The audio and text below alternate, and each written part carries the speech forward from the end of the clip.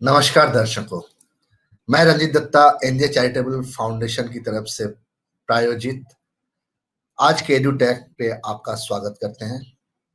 आइए आज हम जानेंगे पुलिस सर्विसेज के बारे में और उससे पहले हम जानते हैं हमारे फाउंडेशन के बारे में। एनजे चैरिटेबल फाउंडेशन शिक्षण जगत की तरफ से आने वाली तमाम समस्याओं का समाधान देती है। हमारे यहाँ पर हम बच्चों को एडॉप्ट करते हैं जो कि कठिनाई से जूझ रहे हैं, सामाजिक पिछड़े वर्ग से हैं और उनमें मेधा होने के बावजूद वो आगे नहीं बढ़ पाते हैं। हम ऐसे बच्चों का चयन करते हैं और उन्हें यहाँ पे सारी फैसिलिटीज देते हैं फ्री ऑफ कॉस्ट। हमारे अपना वेबसाइट है जहाँ पर आपको तमाम मटेरियल्स मिलेंगे, कंटेंट मिलेंगे, वीडियोस मिलेंगे देखने के लिए और सीखने के लिए। हमारे यहाँ पे सेंटर पे फुल फ्लेज लेबोरेटरी है फिजिक्स, केमिस्ट्री और बायोलॉजी के लिए, और उसी के साथ साथ कंप्यूटर लेबोरेटरीज है। हमारे यहाँ पर एक्सपर्ट्स हैं जो कि बच्चों का मेंटरिंग करते हैं और उन्हें जब तक कि आत्मनिर्भर ना हो जाए तब तक उन्हें सपोर्ट करते हैं। तो उसी के तहत हमारे कैरियर गाइडेंस के थ्रेड पे हम लोग, हमारी ये प्रेरणा है लोगों के लिए कि वो यहाँ पर आए, जुड़े और तमाम जानकारी लें और अपने कैरियर का चयन करें। तो आज इसी सिलसिले में हम लोग देखते हैं पुलिस के कैरियर के बारे में। बहुत सारे सवाल आपके मन में आता होगा पुलिस सर्विसेज को लेकर। उनको जानने के लिए हम लोग एक प्री रिकॉर्डेड वीडियो देखते हैं। उसके बाद भी अगर आपके मन में कोई सवाल रहता है तो आप कृपया हमें लिख भेजिए आपका सवाल और हम उन्हें एड्रेस करेंगे। तो हम अभी चलते हैं वीडियो को देखने के लिए।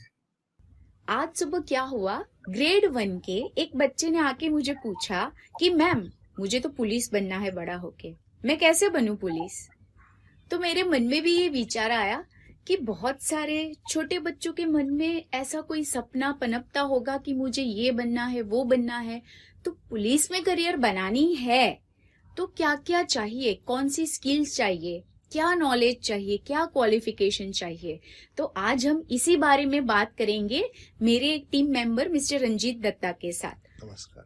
तो रंजीत, मुझे आप ये बताओ कि पुलिस डिपार्टमेंट में अगर हमको एंट्री लेना है तो कौन कौन से स्टेज पे रिक्रूटमेंट होता है। जी, जिसको भी पुलिस ऑफिसर बनना है तो डायरेक्ट पुलिस ऑफिसर बनने के लिए एग्जाम होता है जो कि हमारी union public service commission conduct करती है, उसको हम लोग बोलते हैं आईपीएस। दूसरा होता है स्टेट पब्लिक सर्विस कमीशन, जिसके थ्रू आप डायरेक्टली डीएसपी बन सकते हैं, डेप्यूटी सुपरिटेंडेंट ऑफ पुलिस। तीसरा जो एंट्री पॉइंट होता है उसको अपर सबऑर्डिनेट लेवल एग्जामिनेशन बोलते हैं, जिसमें कि आप पुलिस सब इंस्पेक्टर के तौर पे एंट्री ले सकते हैं। और जो सबसे बेसिक ग्राउंड लेवल का रिक्रूटमेंट होता है वो कॉन्स्टेबलरी एग्जामिनेशन होता है, जिसमें आप एज ए पुलिस कांस्टेबल ले सकते हैं एंट्री। तो इसका मतलब ये हुआ कि जैसे स्टेजेस अलग अलग है तो हर एक स्टेज का स्किल्स और क्वालिफिकेशन भी अलग अलग होगा। जी बिल्कुल। जैसे कि हम बात करें अगर कांस्टेबल की, तो कांस्टेबल एग्जाम कोई भी एसएससी पास व्यक्ति दे सकता है, यानी सीनियर सेकेंडरी स्कूल जिसने भी पास किया है वो उस एग्जाम को अपियर कर सकता है। और उसमें फिजिकल एबिलिटी जो चाहिए होता है वो भी एग्जाम पास करना होता है। कांस्टेबल के बाद हेड कांस्टेबल भी तो आता है, तो हेड कांस्टेबल बनना है तो उसके लिए भी कोई एग्जाम कंडक्ट होती है या कोई टेस्ट होती है। हेड कांस्टेबल एक प्रोमोशनल पोस्ट है जो कि आप कांस्टेबल से धीरे धीरे ग्रेजुअली एक्सपीरियंस और आपके अचीवमेंट के थ्रू उस लेवल पे पहुंचते हैं, और इंटर डिपार्टमेंटल एग्जाम के थ्रू आप पहुंच सकते हैं। हर एक 3 साल पे डिपार्टमेंट एग्जाम कंडक्ट करती है पुलिस डिपार्टमेंट में। वो डिपार्टमेंटल एग्जाम के थ्रू आप अगर क्वालिफाई करें तो आप प्रमोशन पा सकते हैं। हायरार्की में हेड कांस्टेबल के ऊपर क्या आता है, पीएसआई आता है। जी बिल्कुल, आपने सही कहा। हेड कांस्टेबल के ऊपर पीएसआई का पोस्ट होता है, और पीएसआई का एग्जाम डायरेक्ट भी होता है और इंटर डिपार्टमेंटल एग्जाम के थ्रू भी आदमी पीएसआई बन सकता है। और पीएसआई के ऊपर पीआई होता है, तो पीआई के लेवल पे कोई एग्जाम होता है कि सिर्फ प्रमोशन से ही पीआई पुलिस इंस्पेक्टर बना जा सकता है। जैसा कि हमने देखा कि कांस्टेबल से लोग हेड कांस्टेबल बनते हैं, और उसके बाद कैडर चेंज होता है पीएसआई के लिए, उसके लिए उनको एग्जाम देना होता है। उसी तरीके से पुलिस इंस्पेक्टर बनने तक अगर आप सब इंस्पेक्टर रैंक पे आ गए हैं तो इंटर डिपार्टमेंटल एग्जाम और अचीवमेंट आपका इंटरनल रिकमेंडेशन के थ्रू आप प्रमोशन के थ्रू पुलिस इंस्पेक्टर बन सकते हैं। लेकिन अगर आपको फिर से कैडर चेंज करना है और डीएसपी के कैडर में जाना है, तब आपको या तो मतलब स्टेट पब्लिक सर्विस कमीशन के थ्रू जाना पड़ेगा, या फिर आपको इंटरनल प्रमोशन में डिपार्टमेंटल एग्जाम देने के बाद रिकमेंडेशन के थ्रू आप जा सकते हैं। लेकिन ये डीएसपी के लेवल तक सीमित हो जाता है। एक बार डीएसपी आप अगर बन जाए तो उसके बाद आप एसपी बनने के लिए प्रतिबद्ध हो जाते हैं कि union public service exam clear करने के बाद ही आप बन सकते हैं। आईपीएस कैडर से ही एसपी लेवल पे जा सकता है, और उसके लिए कोई पीएसआई डायरेक्ट एसपी नहीं बन सकता है। ओके, डीजीपी क्या होता है? डीजीपी जो है वो हाईएस्ट लेवल है हमारे पुलिस विभाग का। किसी भी स्टेट में एक डीजीपी होते हैं जो कि पुलिस के सारे कामों को देखते हैं और मॉनिटर करते हैं। वो डायरेक्टली रिपोर्ट करते हैं कुछ एक चीज़ों के लिए चीफ मिनिस्टर को और कुछ एक चीज़ों के लिए chief secretary of the state को। वो एकलौता पोजीशन होता है। तो अगर हम स्टेट लेवल पे हाईएस्ट पोजीशन की बात करें पुलिस डिपार्टमेंट में, तो वो कौन सी होती है? वो डायरेक्टर जनरल ऑफ पुलिस होता है, जो कि मैंने बताया आपको डीजीपी का पोजीशन। उनको असिस्ट करने के लिए उनके नीचे कमिश्नर्स और एडीपी होते हैं, additional director general of police. तो उनको पास वो विभाग बटा होता है, जैसे सीबीआई है हमारा, या फिर आप बात करें एनआईए की, नेशनल इन्वेस्टिगेशन एजेंसीज, या ट्रैफिक की बात करें या जेल प्रिजन की बात करें, ये सभी का अलग अलग फंक्शनलिटीज है। ये सभी के लिए हेड करने के लिए एक एडिशनल डीजीपी अपॉइंट होता है, लेकिन वो सारे डीजीपीज जो हैं वो एक ही डीजी को रिपोर्ट करते हैं, डायरेक्टर जनरल ऑफ पुलिस को। अगर किसी को कमिश्नर ऑफ पुलिस बनना है तो कौन सी प्रोसीजर से पास होना पड़ेगा? कमिश्नर ऑफ पुलिस जो है वो एरिया के ऊपर डिपेंड करता है। उनको भी एक आईपीएस होना जरूरी होता है, और ये additional director general of police के इक्विवेलेंट है। अगर आप देखें किसी जगह पे, जैसे हम बात करें सूरत की, तो वो कमिश्नरेट है। यहाँ पे सूरत में पुलिस कमिश्नर मौजूद रहेंगे। लेकिन आप अगर बात करें अहमदाबाद में, तो वहाँ पर वो आईजी रहेंगे, आईजी रैंक के आदमी रहेंगे। तो किस तरीके का एरिया है उसके ऊपर रैंक डिपेंड करता है, लेकिन ये दोनों इक्विवेलेंट रैंक्स हैं। आप थोड़ा सैलरी स्ट्रक्चर पे प्रकाश दे सकते हैं? जैसे बिल्कुल। कांस्टेबल हुआ तो उसका सैलरी स्ट्रक्चर क्या होगा, पीएसआई हुआ तो उसका क्या होगा? जी बिल्कुल। जो ग्राउंड लेवल की बात करें तो 22,000 के स्केल से स्टार्ट होता है हमारा कांस्टेबल का सैलरी। और अगर हम बात करें एपेक्स लेवल, जो कि डायरेक्टर जनरल ऑफ पुलिस है, वहाँ पर अगर हम बात करें तो वो 2,25,000 का उनका मंथली लमसम इनकम होता है, सैलरी होता है। और ये सब एक्सपीरियंस और प्रमोशन पे वेरी करता होगा? बिल्कुल बिल्कुल। ये एंट्री लेवल का, आप बेस लेवल का बात कर रहे हो? बिल्कुल, क्योंकि ये स्केल वाइज डिवाइडेड है। तो वो एपेक्स स्केल में जैसे जैसे सैलरी मतलब रेज होता है, उस तरीके से हमारा स्केल भी चेंज हो जाता है, और सर्टेन लेवल पे पहुंचने के बाद वो स्केल फिर चेंज होके दूसरे पॉइंट पे चले जाते हैं। जी, हम सूरत में हैं अभी। जी अगर दमन में भी पुलिस डिपार्टमेंट में एंट्री करते हैं तो सैलरी स्ट्रक्चर सेम रहता है या अलग रहता है? अब जैसे वहां पे भी डीजीपी हो गए तो उनको कौन रिक्रूट करता है?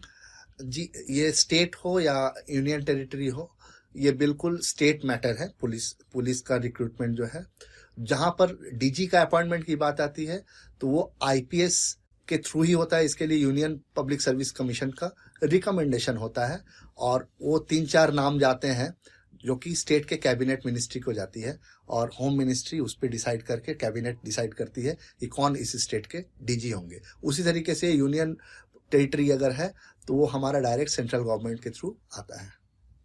आपने जो कॉन्स्टेबलरी एग्जाम और अपर सबऑर्डिनेट एग्जाम की बात की, वो कंडक्ट कौन करता है?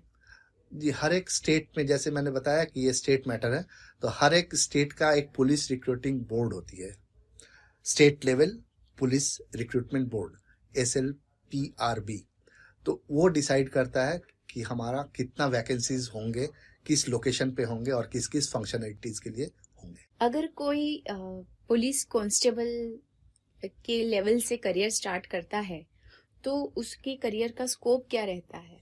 जी, कैरियर का स्कोप उनका बहुत अच्छा है। अगर वो इंटरनल एग्जाम्स देते रहे और अपने आप को अपग्रेड करते रहें तो वो भी यूपीएससी भी क्लियर करके वो डीजी लेवल तक पहुंच सकते हैं।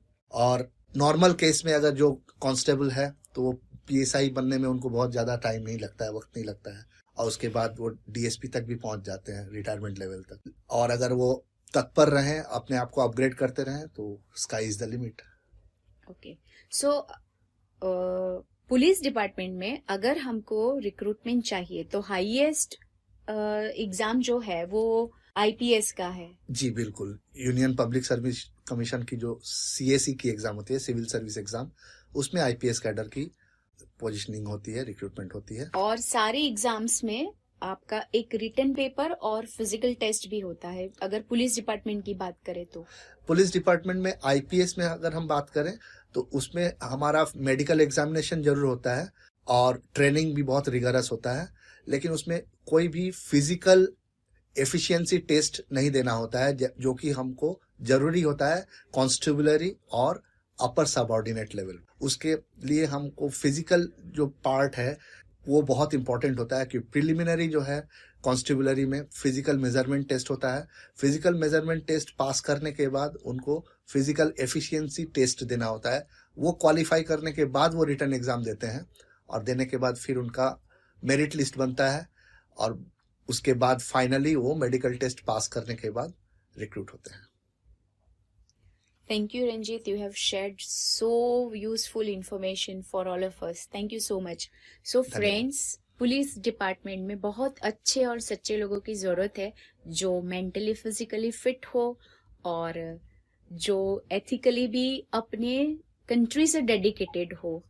तो there is a bright career in police department as well. You can start at any level and then it is up to you. The sky is the limit. आप कितना मेहनत करते हो, कितना आगे बढ़ते हो. So thank you all. धन्यवाद। तो आपने देखा कि जो बहुत आपके दिमाग में जो प्रश्न आ रहे हैं पुलिस के कैरियर के लेके, काफी सारी चीजें हमने एड्रेस किया उसमें। अभी कुछ सवाल आए हैं, जैसे कि पहला सवाल ये है कि पुलिस बनने के लिए क्या पढ़ना चाहिए। तो सबसे पहले वो हम उसको और स्पेसिफाई करेंगे कि आप पुलिस में किस लेवल पे एंट्री ले रहे हैं। जैसा कि हमने देखा कि 3 लेवल के एग्जाम्स होते हैं, इनफैक्ट 4 लेवल के होते हैं। पहला लेवल होता है कॉन्स्टेबलरी, दूसरा होता है हमारा अपर सबऑर्डिनेट लेवल जिसमें पीएसआई के तौर पे आदमी एंट्री लेता है, तीसरा जो है स्टेट पब्लिक सर्विस कमीशन के तौर पे जाते हैं पुलिस सर्विसेज में, और चौथा यूनियन पब्लिक सर्विस कमीशन से आईपीएस कैडर में। आईपीएस कैडर में जाने के लिए उनको सिविल सर्विस क्रैक करना होता है, और सिविल सर्विस क्रैक करने के लिए क्या करना होता है हमने ये पिछली बार डिस्कस किया है, तो हम उस पर ज्यादा नहीं जाते हैं। आप उसको फिर से रेफर कर सकते हैं, वो वीडियो रिकॉर्डेड है और हमारे चैनल पर वो मौजूद है। बात करते हैं हम कॉन्स्टेबलरी लेवल की एग्जाम्स की। तो यहाँ पर 2 चीज बहुत इंपॉर्टेंट है, एक आपका एकेडमिक पार्ट और दूसरा होता है आपका फिजिकल पार्ट। जैसा कि आपने फिजिकल पार्ट के लिए देखा कि 2 एग्जाम्स उसमें भी होते हैं, एक क्वालिफाइंग लेवल का होता है, दूसरा आपका एग्जाम होता है जो कि आपको एफिशिएंसी प्रूव करना होता है। तो जो स्टैंडर्ड फिजिकल स्टैंडर्ड्स के एग्जाम है उसका standardisation state to state vary करता है, लेकिन कुछ एक बिल्कुल फिक्स्ड है। जैसे कि हम बात करें अगर चेस्ट की, तो मेल ह्यूमन के लिए कम से कम चेस्ट साइज जो है अनएक्सपैंडेड तौर पे 79 सेंटीमीटर का होना चाहिए, और एक्सपेंशन कम से कम 5 सेंटीमीटर का उनको करना होता है। यानी कि अगर किसी का चेस्ट नॉर्मल है 82 सेंटीमीटर, तो एक्सपेंडेड तौर पे उनको सांस लेने के बाद सिंगल सांस में, सिंगल ब्रीथ पे वो सांस लेना होता है, उनका एक्सपेंडेड चेस्ट एटलीस्ट 87 सेंटीमीटर होना चाहिए। इसी तौर पे अगर हम बात करें उनके हाइट का, तो गुजरात में स्टैंडर्ड हाइट 167 सेंटीमीटर का है, और जो शेड्यूल ट्राइब हैं, डांग जिले से हैं और शेड्यूल ट्राइब आदिवासी हैं, उनके लिए 5 सेंटीमीटर का रिलैक्सेशन है। तो इसी तरीके से स्टेट टू स्टेट ये उनके नॉर्मल साइज के ऊपर डिपेंड करता है कि क्या एवरेज हाइट है, उसके हिसाब से जो state level police recruitment board होती है वो तय करती है कि वहां पे कितना हाइट रखना है, और हाइट वेट चार्ट होता है, उसके तौर पे उनका वेट भी मेजर किया जाता है। उसके सेकेंड स्टेज पे हम आते हैं पीईटी यानी कि फिजिकल एफिशिएंसी टेस्ट या फिजिकल एंड्योरेंस टेस्ट। उसमें वो मेल कैंडिडेट हो या फीमेल कैंडिडेट हो, उनके लिए पैरामीटर थोड़े अलग अलग होते हैं। जैसे कि मेल कैंडिडेट की बात करें तो उनको एक बार 25 मिनट के अंदर 5 किलोमीटर का दौड़ पूरा करना होता है, राइट। लेकिन अगर यही बात हम फीमेल कैंडिडेट के लिए बात करें तो उनको 1600 मीटर यानी कि 1.6 किलोमीटर का दौड़ 9.5 मिनट में कंप्लीट करना होता है। 9.5 से ज्यादा होने पर वो टेस्ट को फेल माने जाते हैं, उनका कैंडिडेचर फेलियर में जाता है। फिर बात करते हैं हम हाई जंप और लॉन्ग जंप की। तो हाई जंप के लिए जो है स्टैंडर्ड लड़कों के लिए 4 फीट्स का है और लड़कियों के लिए ये 3 फीट्स का है। लॉन्ग जंप में भी लड़कियों के लिए 9 फीट्स का है और लड़कों के लिए ये 14 फीट का है। तो अगर हम बात करें फिजिकल फिटनेस और फिजिकल स्टैंडर्ड को बढ़ाने के लिए तो आपको रेगुलर एक्सरसाइज करने की जरूरत है, और आप टाइम निकालकर अपने इस फिजिकल स्टैंडर्ड्स को मीट करना पड़ेगा, क्योंकि कॉन्स्टेबलरी और अपर सबऑर्डिनेट लेवल पे ये बहुत इंपॉर्टेंट रोल प्ले करता है, राइट। तो आप सुबह से अपना दौड़ने का प्रैक्टिस स्टार्ट करें, धीरे धीरे आप जॉग करते करते स्टार्ट कर सकते हैं, अपना फैट लाइन कम करके उसके बाद अपना स्पीड बढ़ा सकते हैं, और बढ़ाने के बाद आप उसको टाइम को मेजर कर सकते हैं। 5 से 6 किलोमीटर दौड़ने के लिए आप पहले 3 किलोमीटर दौड़ना स्टार्ट कीजिए। उससे पहले हम कहेंगे कि आप अगर स्टार्ट कर रहे हैं तो बिल्कुल 300 से 400 मीटर से आप स्टार्ट कीजिए लॉन्ग रनिंग, और ये धीरे धीरे धीरे आप इसको ग्रेजुअली बढ़ाते जाइए और आप अपना लेवल को अचीव कीजिए। बात करते हैं अगर हम एकेडमिक लेवल की, तो यहाँ पर भी हमारा अगर सबऑर्डिनेट लेवल है उसके लिए मार्क्स का वेटेज अलग अलग होता है, लेकिन पोर्शन वही होता है जनरल स्टडीज का, न्यूमेररी टेस्ट, डेटा सफिशिएंसी और लैंग्वेज स्किल। तो हम देखते हैं कि इसमें कैसे सिलेबस हम लोग सिलेक्ट करते हैं। आपके सामने हम प्रेजेंट कर रहे हैं। ये हमारा गुजरात रिक्रूटमेंट बोर्ड का, पुलिस रिक्रूटमेंट बोर्ड का सिलेबस है, जो कि आपके स्क्रीन के सामने है। आप देख सकते हैं पेपर 1 पार्ट ए और पेपर 1 पार्ट बी 2 तरीके का है, और ये लोक रक्षक कैडर का मतलब कॉन्स्टेबलरी एग्जाम का सिलेबस ये है। तो पहला जो है वो रीजनिंग और डेटा इंटरप्रिटेशन का 30 मार्क्स के क्वेश्चंस आते हैं। दूसरा क्वांटिटेटिव एप्टीट्यूड टेस्ट करने के लिए 30 मार्क्स के क्वेश्चन होते हैं, और कॉम्प्रिहेंशन और गुजराती लैंग्वेज का देखने के लिए 20 मार्क्स के क्वेश्चंस होते हैं, और इसमें सारे के सारे क्वेश्चंस ऑब्जेक्टिव होते हैं। पार्ट बी जो है वो भी एमसीक्यू होता है, उसमें हमारा constitution of India, current affairs और science technology, history, culture, heritage, geography, इन सारी सब्जेक्ट्स का हम लोग देखते हैं। इसके बाद हम लोग वापस से लैंग्वेज टेस्ट देते हैं, जिसमें कि प्रिसीज राइटिंग वगैरह आता है, जो कि आपके अपर सबऑर्डिनेट लेवल में पूछा जाता है। अपर सबऑर्डिनेट लेवल के लिए अगर हम बात करें तो हम आपको दिखाते हैं। ये है आपका सब इंस्पेक्टर लेवल का। उसमें आप देख सकते हैं रीजनिंग और डेटा इंटरप्रिटेशन जो वहां पर 30 मार्क्स का था, यहाँ पर ये 50 मार्क्स का हो गया है। क्वांटिटेटिव एप्टीट्यूड भी यहाँ पे 50 मार्क्स के क्वेश्चन पूछे जाते हैं। पार्ट बी वापस से एमसीक्यू टेस्ट होता है।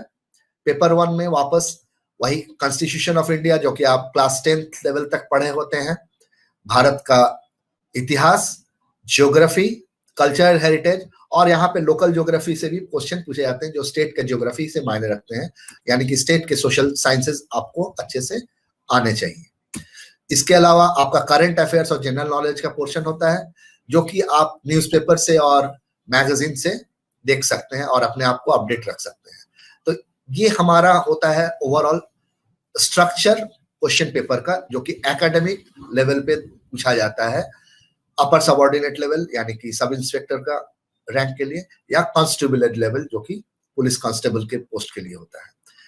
इन सबको अगर आप ध्यान में रखें तो आप अपने हिसाब से अपना टाइम शेड्यूल बनाइए, नोट्स बनाइए, और आपके साथ और जो भी व्यक्ति निर्वाचित होना चाहते हैं पुलिस बोर्ड पे, उनके साथ आप अपना कोऑर्डिनेशन बनाए रखिए, और साथ साथ एक साथ ग्रुप स्टडी करेंगे तो वो आपको काफी फायदा करता है। आगे की एक क्वेश्चन आई है कि एलिजिबिलिटी क्राइटेरिया में फिजिकल स्टैंडर्ड और एजुकेशनल स्टैंडर्ड का वेटेज क्या है। तो मैं आपको पहले भी बता चुका हूं कि दोनों इंपॉर्टेंट है, आपको दोनों चीज क्वालिफाई करना होता है। जहां तक बात करें हम एफिशिएंसी की, हमारी फिजिकल एफिशिएंसी की, तो जितने लोअर लेवल ऑफ पुलिस में आप एंट्री लेंगे, यानी कांस्टेबलरी और पीएसआई लेवल पे, वहां पे फिजिकल फिटनेस और फिजिकल एंड्योरेंस बहुत इंपॉर्टेंट है, उसका वेटेज काफी हाई होता है। अगर हम बात करें पब्लिक सर्विस कमीशन की, तो वहां पर आपका फिजिकल फिटनेस जो है ट्रेनिंग के दौरान ला दिया जाता है। वहां पे कोई प्रकार का फिजिकल एलिजिबिलिटी टेस्ट देना नहीं होता है, लेकिन मेडिकल एग्जाम जरूर होता है, तो जिसमें कि जो क्वेश्चंस आपके रहते हैं नी नॉकिंग के, और जो कि आप करेक्ट कर सकते हैं अगर तो सही बात है, और नहीं तो ये अगर कॉन्जेनिटल है तो वो करेक्ट नहीं हो सकता है, तो उसके लिए परमानेंट रिजेक्शन रहता है। तीसरा एक क्वेश्चन आया है कि क्या डायरेक्ट डीजीपी लेवल पे कोई एग्जाम देके एंट्री ले सकता है। तो मेरा मतलब आंसर है नहीं, क्योंकि डीजीपी लेवल आप प्रमोशन के थ्रू पहुंचते हैं, और एक आईपीएस होना जरूरी है। आपको यूनियन पब्लिक सर्विस कमीशन से द्वारा संचालित सीएसी यानी कि सिविल सर्विस एग्जाम पास करना होता है। उसके बाद आपको आईपीएस कैडर में जब आपका चयन होता है, तो उसके बाद यूनियन पब्लिक सर्विस कमीशन आपका रिकमेंडेशन भेजता है स्टेट गवर्नमेंट को, और स्टेट गवर्नमेंट की कैबिनेट जो है उस पर डिसाइड करती है कि किसको कैसे प्रमोशन मिलेगा। तो उसी तरीके से आपका एएसपी लेवल से ग्रेजुअली आप बढ़ते बढ़ते बढ़ते आप डीजी लेवल तक पहुंचते हैं। इसके बीच में तमाम पोजीशंस आती हैं, एसएसपी की आती है, कहीं अगर कमिश्नरेट है तो कमिश्नर ऑफ पुलिस की आती है, additional director general of police की आती है, आईजी पुलिस की आती है। तो इन सारा एग्जाम्स को, इंटरनल डिपार्टमेंटल एग्जाम और आपका रिकमेंडेशंस को क्रॉस करते हुए आपको वहां पर पहुंचना होता है डीजी लेवल पर। अभी और कोई सवाल नहीं आया है जी। एक सवाल आया है, what is the age limit. तो अगर हम बात करें कांस्टेबलरी एग्जामिनेशंस की, तो उसका एज लिमिट हमारा 18 साल से 31 साल के बीच के लोग दे सकते हैं, जो कि जनरल कैंडिडेट है। और जो कैंडिडेट्स अनुसूचित जनजाति से हैं या पिछड़े वर्ग से हैं, उनको एज लिमिट में रिलैक्सेशन मिलती है 5 साल की। जो अनुसूचित जनजाति से हैं उनके फिजिकल मेजरमेंट पे भी थोड़ी रिलैक्सेशन रहती है। अगर कोई एक्स सर्विसमैन है तो उनको भी एज लिमिट के लिए 5 साल का मिलता है, या जितने साल का उन्होंने सर्विस किया है, एटमोस्ट 5 साल, और जितने साल का सर्विस किया है उसके हिसाब से उनको रिलैक्सेशन मिलता है। और कोई सवाल हो तो आप भेज सकते हैं। जहाँ एक सवाल आया है कि रिटायरमेंट एज क्या होता है पुलिस से। तो पुलिस सर्विसेज का या कोई भी गवर्नमेंट सर्विस का रिटायरमेंट एज सेम ही होता है, 58 ईयर्स। और उसके बाद उनको अगर हम रिक्रूट करते हैं किसी स्पेशल लेवल पे, डायरेक्टर लेवल पे, तो वो नॉमिनेट होते हैं और वो कंटिन्यू कर सकते हैं। लेकिन सर्विस जो है वो 35 ईयर्स का सर्विस होता है, या आपका 58 ईयर्स का एज होता है, विच एवर इज अर्लियर। और उसमें हमारा स्केल जो है कांस्टेबल लेवल पे स्केल लेवल 2 से स्टार्ट होता है, और जो एपेक्स लेवल है लेवल 18 पे लेवल 18 पे खत्म होता है। तो उसके हिसाब से भी आप पे लेवल पे किस ग्रेड पे पहुंच रहे हैं वो वैरी करता है। उसका फिक्स्ड एक ऑर्गेनिक टाइम टेबल है, जिसपे कि आप 10 साल, 5 साल, 7 साल, इसके हिसाब से आपको ऑर्गेनिक ग्रोथ मिलते रहता है। एक सवाल आया है कि कांस्टेबलरी एग्जामिनेशन और जो पीएसआई का एग्जामिनेशन है वो एक साथ आप दे सकते हैं या नहीं। जी, अगर आपका रिक्रूटमेंट बोर्ड का दोनों पोजीशंस का एक साथ आया है, आप दोनों एक साथ अपियर कर सकते हैं। फिजिकल मेजरमेंट टेस्ट जो है वो आपको एक ही बार देना होता है, दोनों के लिए वो कंसीडर होता है, लेकिन जो आपका एकेडमिक पोर्शन का टेस्ट है वो क्लैश नहीं होना चाहिए और उसको आपको अलग अलग देना पड़ता है क्योंकि दोनों का वेटेज डिफरेंट होता है। तो इस तरीके से आप अगर बाकी सारे क्राइटेरिया मीट कर रहे हैं, क्वालिफिकेशन मीट कर रहे हैं, तो आप दोनों एग्जाम एक ही दिन में दे सकते हैं, एक ही साथ दे सकते हैं। अभी कोई सवाल नहीं आ रहा है, तो मेरे ख्याल से मैंने आप लोगों को तमाम चीजें बताई जो कि आपके मन में प्रश्न आता होगा और अपने कैरियर को एक अच्छे पुलिस ऑफिसर या पुलिस विभाग में जाने के लिए क्या करना चाहिए, उसकी तैयारी करने के लिए। फिर भी अगर आपके मन में कोई प्रश्न होता है तो आप हमसे सीधा संपर्क कर सकते हैं। www.njcf.in ये हमारा वेबसाइट है। आप उस वेबसाइट पे जाके तमाम मटेरियल्स को भी देख सकते हैं, कंटेंट वहां पे अवेलेबल है, वीडियोस अवेलेबल है। आप अपने आप को और सुदृढ़ कर सकते हैं। हमारे यहाँ से मेंटरिंग भी फ्री ऑफ कॉस्ट की जाती है। आपको एक मेंटर भी मनोनीत किया जाएगा अगर आपको इंटरेस्ट हो, तो उसके लिए आप हमारे वेबसाइट पे जाके अप्लाई करें। आज आपका समय देने के लिए आप सभी का बहुत धन्यवाद। हम फिर मिलेंगे एक नए कैरियर के साथ। धन्यवाद।